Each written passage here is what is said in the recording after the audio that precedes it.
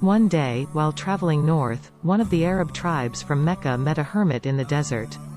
Some of the men stopped to speak with him. Hermits were known to be wise, and the Arabs often asked their advice. The hermit asked where they had come from. When they replied that they were from Mecca, he told them that Allah would soon send a prophet, who would come from their people. They asked the name of this prophet, and the hermit answered that his name would be Muhammad and that he would guide them to a new way of life. Meanwhile, in Mecca, Amina, although saddened by the loss of her husband, felt especially well and strong as she awaited the birth of her baby. During this time she dreamt of many things. On one occasion it was as if a great light were shining out of her, and on another, she heard a voice telling her that she would have a boy and that his name would be Muhammad. She never forgot that voice, but she told no one about it. On Monday, the 12th day of Rabi al-Awwal in the year of the elephant, Amina gave birth to a son. Allah sends man many signs when one of his chosen prophets is born, and on that 12th day of Rabi al-Awwal in the year 570 AD, many such signs were seen. Some were seen by Jewish scholars who had read in their scriptures of a coming prophet. One of these learned men in Yathrib, for instance, saw a brilliant new star he had never seen before as he studied the heavens that night. He called the people around him and, pointing the star out to them, told them a prophet must have been born. That same night another Jew was passing by the meeting place of the leaders of Quraysh in Mecca. He asked them if a baby boy had just been born and told them that if it were true, this would be the prophet of the Arab nation. Amina sent news of the birth to her father-in-law, Abd al-Muttalib, who was sitting near the Kaaba at the time. He was very happy and began at once to think of a name for the boy. An ordinary name would not do. 6 days came and went and still, he had not decided. But on the 7th day, as he lay asleep near the Kaaba, Abd al-Muttalib dreamt that he should give the baby the unusual name of Muhammad, just as Amina herself had dreamt. And the child was called Muhammad, peace be upon him, which means, the praised one. When Abd al-Muttalib told the leaders of Quraysh what he had named his grandson, many of them asked, "Why did you not choose the sort of name that is used by our people?" At once he replied, "I want him to be praised by Allah in the heavens and praised by men on earth." Like many other women in Mecca, Amina decided to send her son away from the city for his early years to the desert where it was more healthy. Women from the desert used to come to Mecca to collect the new babies, and they would then keep them until they developed into strong children, for which they were well paid by the parents.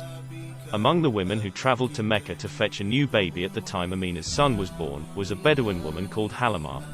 With her were her husband and baby son. They had always been very poor, but this year things were harder than ever because there had been famine. The donkey that earned Halimah on the journey was so weak from hunger that he often stumbled.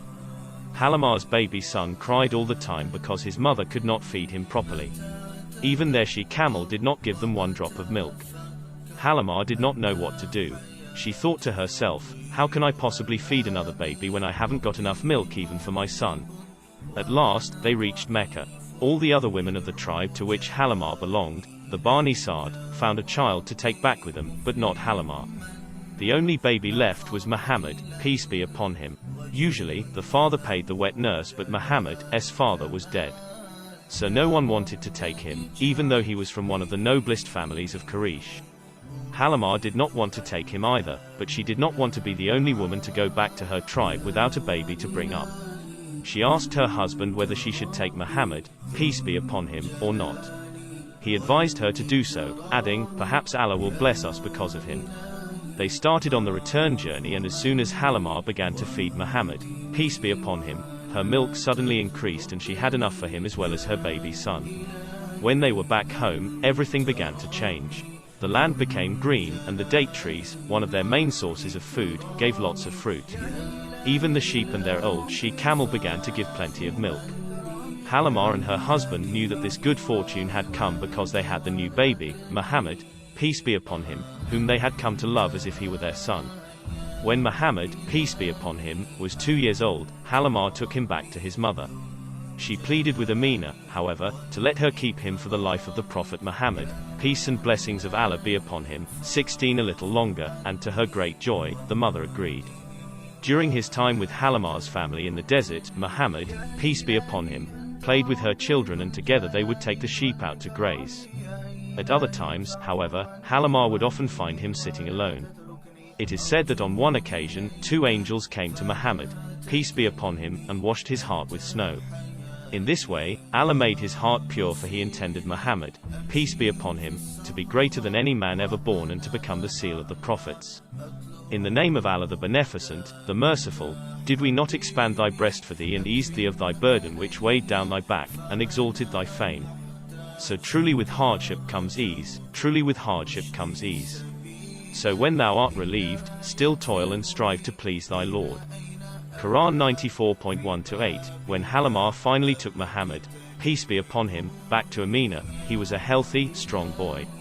Later he would look back with joy on the time he had spent with Halimah, and he always thought of himself as one of the Bani Sa'd.